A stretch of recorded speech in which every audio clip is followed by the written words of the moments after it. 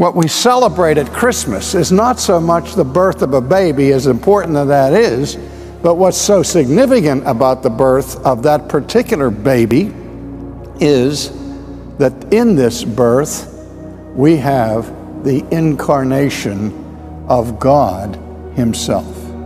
And incarnation means a coming in the flesh. We know how John begins his gospel. In the beginning was the Word, and the Word was with God, and the Word was God. So in that very complicated introductory statement, he distinguishes between the Word and God, and then in the next breath identifies the two. The Word was with God, and the Word was God.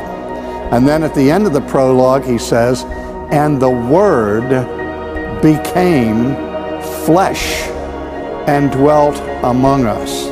Now, in this enfleshment, if you will, of Christ appearing on this planet, it's not that God suddenly changes through a metamorphosis into a man, so that the divine nature sort of passes out of existence or comes into a new form of fleshiness.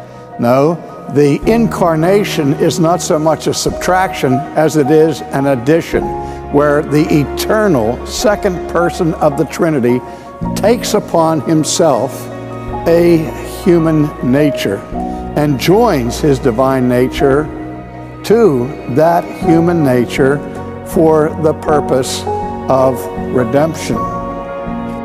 In the 19th century, liberal scholars propounded a doctrine called the kenotic theory of the incarnation. And you may have heard it, the idea being that when Jesus came to this earth, He laid aside His divine attributes so that the God-man, at least touching His deity, no longer had the divine attributes of omniscience, omnipotence, and all the rest. But of course, that would totally deny the very nature of God, who is immutable. Even in the incarnation, the divine nature does not lose His divine attributes. He doesn't communicate them to the human side. He doesn't deify the human nature. But in the mystery of the union between the divine and the human natures of Jesus, the human nature is truly human. It's not omniscient, it's not omnipotent, it's none of those things. But at the same time, the divine nature remains fully and completely divine. B.B. Warfield, the great scholar at Princeton, in remarking on the kenotic theory of his day, said the only kenosis that theory proves is the kenosis of the brains of the theologians who are propagating it, that they've emptied themselves of their common sense. But in any case, what is emptied is glory, privilege, exaltation. Jesus in the incarnation makes Himself of no reputation. He allows His own divine exalted standing to be subjected to human hostility and human criticism and denial.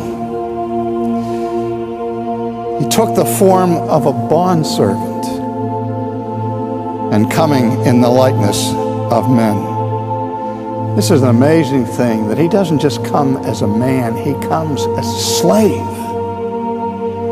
He comes in a station that carries with it no exaltation, no dignity, only indignity.